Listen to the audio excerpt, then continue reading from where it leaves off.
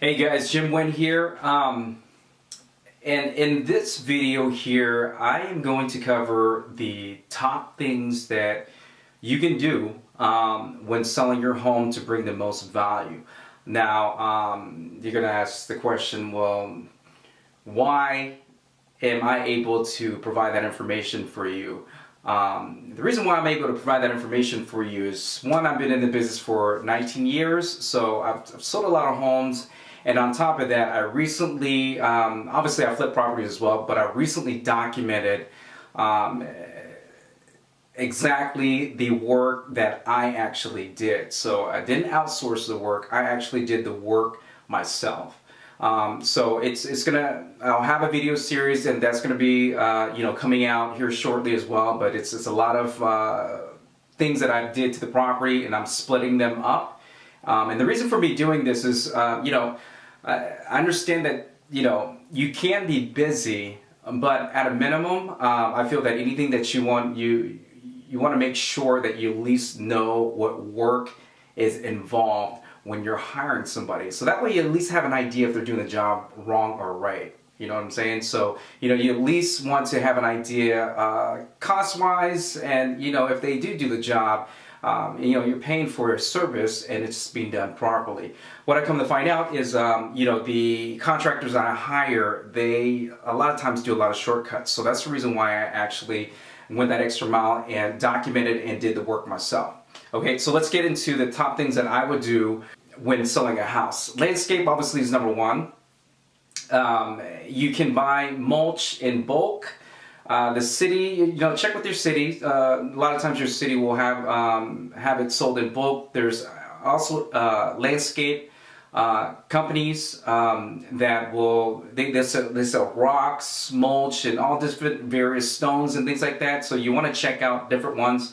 You can just do a search around your area and then find out if there's any companies around there, and they will sell it in bulk. So what I did there was, I actually, to make it easy on me, I just went and rented a Home Depot truck, right? It cost you about $20.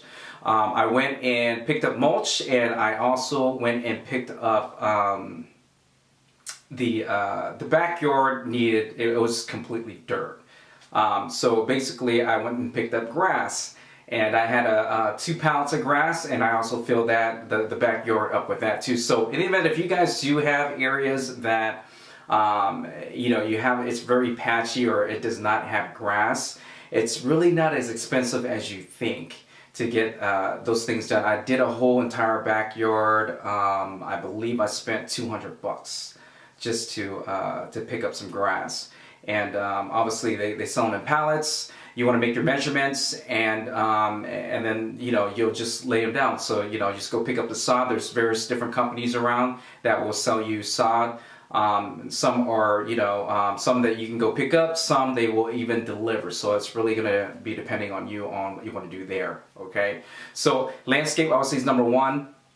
I was going to hire a guy to come do it. He was going to do landscape for me and also do plants, and it was a few plants, and trim my trees. He was going to charge me $6,000 to do that. Okay, so I went ahead and I went to Home Depot. I picked up a bunch of flowers, a bunch of plants, and had them in the front yard and the backyard and the side yard, and I spent, I believe, about $180 on that.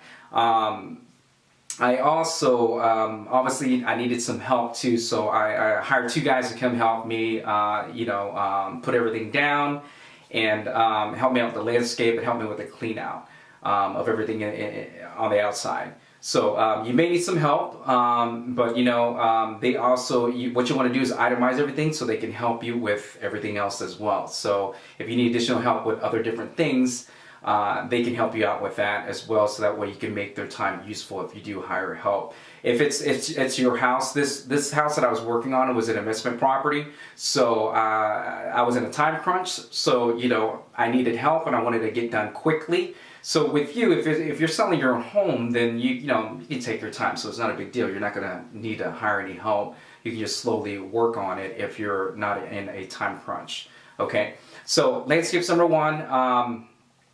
What you're looking at as far as the exterior as well, if you do have some wood rot, I would recommend for you to pick up some PVC. that it's vinyl boards that they sell now, so you don't have to deal with wood anymore. So if you do have any wood rot, I would replace it with that. It's actually not that difficult. You might want to do some YouTube and kind of see how folks are using it, but it's pretty straightforward. Just take down what you had before, replace it. It's not going to rot anymore because it's not wood, right? So look into that. That's very inexpensive, and it's really not too difficult to do. The other thing that I think that it makes a really big impact that's not expensive at all is the mortar. So typically, obviously we're here in Texas, the mortar cracks pretty often. If you're having settling, if you have nice landscape and the soil shifts, you typically have those cracks in the mortar. Okay, I'm going to be releasing a video specifically on how to repair mortar. It's very, very, very inexpensive. There's some mixtures that you can purchase from Home Depot. Mix them together. So you buy some light colors, some dark colors, and you want to match it as close as you can to the mortar that you have, depending on your landscape or what is on your brick. Just match it, and I'll show you exactly what I did, and you honestly can barely tell that there was work done. Okay, so I have specific ways that I did it, and I'll show you that in the future. Okay, so as far as the exterior, the last thing I would do in the exterior, obviously if you need a touch-up paint area, once again with that wood rot, kind of patch up those areas, try to make it all seamless, look the same. If you have to go that extra mile to kind of make the front the same color, go ahead and do that. That's what I would do. The other thing that I found very, very, very cheap and works very well is get a high pressure washer. It's fantastic. The reason why is you have algae, you have your concrete, rains, dirt, water sits, it stains it, right? Even with stone. So if you have your gutters coming down and then sometimes your gutter gets clogged and it's coming over, well, algae starts to develop in that area. High pressure hose, will basically clean all of that up. Same goes with your fence. Now, be mindful, you got to use the right head on it. Otherwise than that, you can ruin the fence. But what you can do is spray the fence down, remove the old coat, put a new coat in, and it looks fantastic for the amount of money that you would spend. Visually it just looks great. So that's the other cheap thing that I would do. That's honestly, in the grand scheme of things, it's very inexpensive. So the next thing we do is we're going to look at interior.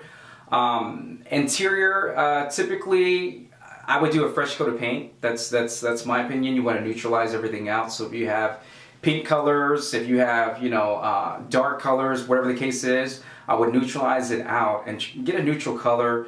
You can pick up some colors at Sherwin-Williams. You can pick up some at even Home Depot. Make sure they have the primer in it.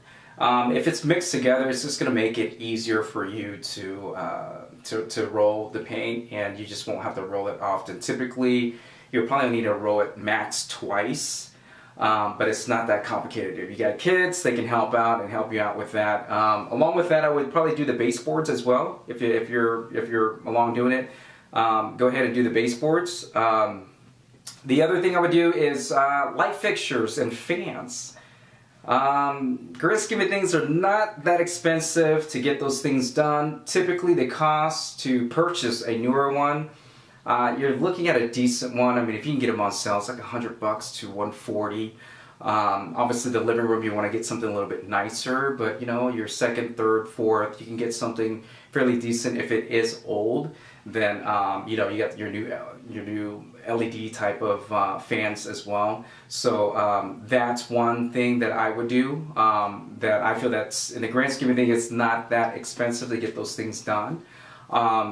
Let's see, I would also change out the plates, the switch plates, the light plates. Very inexpensive to purchase, very easy to do. You only have 2 screws. Yes, I do understand the switch itself.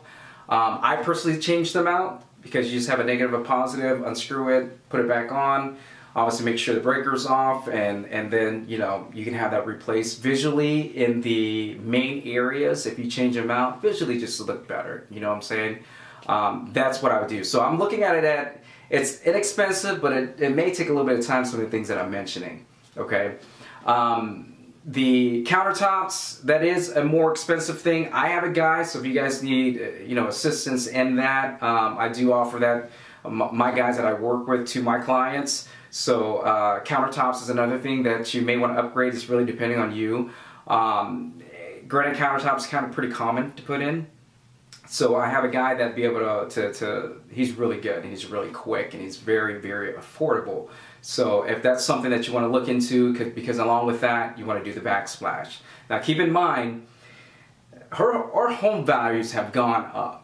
Okay, as you can see with all of the relocation that's been going on, so updating your home now, it's necessary now. Back then, you know, the values were not high, so you're like, you know what, I'm just going to buy a new home and not have to update or anything, right? Now, if you want that value out of your home, I would highly suggest for you to make these updates, okay? So it's just really depend on you and how much equity you have and how much you can pull out. But I promise you, it is worth it if it's done right, because some of these things that I'm talking about, it's not that expensive, okay? Cabinets, kitchen cabinets, it's really up to you. If you want to make them modern, you can paint them white. It just really depends on how old your cabinets are. Same with the bathroom. It's really your call. You just got to make that judgment on it. Or you can have a realtor's opinion, you know, what they think. Obviously, you can either roll them on with the foam, or you can have it spray painted on. So it's really your call, but that's just a suggestion versus, you know, having something old on there. It just really depends on how old your property is, okay? Let's see, what else? Carpet. Carpet's pretty, you know, I have a carpet guy too, so if you guys need assistance with that as well, just because I'm in the industry, I have a carpet guy as well. That's pretty common that if, you know, if the carpet is old, it is proven to sell quicker having new carpet as well. Obviously, interior, paint. When we talk about texture, you know, guys, it's a lot easier than I thought, and so a lot of the texture that we have here is knockdown texture. So I really, I'm going to release a video specifically to texture, because it's really not that difficult to do. They have something that you call a hopper, and you just need to purchase that. You can purchase that Harbor Freight for $20, and you can pick up some mud, some texture, and for about $10. So I'm going to release something that talks about specifically with texture, because texture is something that gets really tricky, but I have some ways that honestly makes it so easy, and I myself didn't know about it until I continued to play with it and figured out why it does not look as good. So I'm going to release a future video on specifically on how to texture. And that way, when you're moving into a home and, you know, the texture seems messed up, you can fix it yourself, and you don't have to rely on anybody. And it looks actually pretty good. You get it really close to the original wall. Okay, so those are the top things that I would do. So you know, if you guys have any questions, if there's anything specific that you have questions or you want me to go thoroughly over, I'll be more than happy to do that. But those are the key things that I did on this property here. Obviously, I did a little bit more updating, you know, as far as fixtures when it came to the kitchen and things like that. Because I put new countertops in, then obviously you have to have new faucets, and, you know, if you were to upgrade the oven and things like that, that's really depending on you and the house. So always get an advice from a realtor. A realtor can come over and tell you, okay, so in your area, this is what you're looking at. This is what the common things are. If you know, if you had granite in your house, this is what it's valued at. This is what homes are selling for, or if it would sell quicker. Because you got to keep in mind, the longer you hold on to the property, and if you have something else locked up, a future home, you know, you just got to weigh that. There's so many different scenarios, and that's what you want to rely on your realtor for, is to help you address all those issues, to plan those things out. So that's what you need, you know, somebody to kind of help you and guide you through that process. Rely on your realtor for that, because they should be able to tell you the market and what to do. Other than that, guys, got any questions for video, let me know. I'm going to be releasing future videos specifically on those things that I mentioned about. And just keep on the lookout for the future videos. Have any questions, let me know. Thanks. Take care. I'll see you in the next video. Bye-bye.